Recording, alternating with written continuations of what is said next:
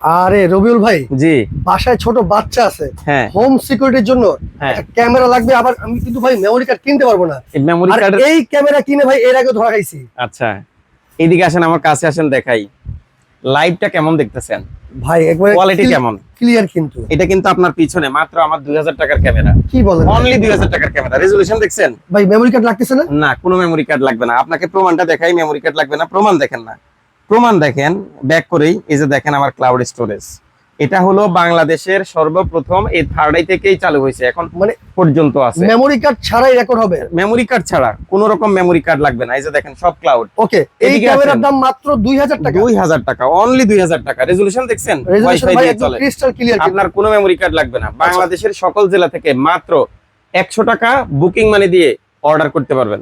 ওকে, পাশাপাশি এই পাশে আরেকটা দেখতেছি ভাই। এটা আরো কিউট। এটা কত? এটা আরো দুর্দান্ত। এটার দাম 2500 টাকা। 2500 টাকা। এটার দাম 6000 টাকা। 6000 টাকা। জি। যারা অর্ডার করবে অবশ্যই স্ক্রিনে স্ক্রিনে দেওয়া নাম্বারে যোগাযোগ করতে যোগাযোগ হবে। করলেই হবে।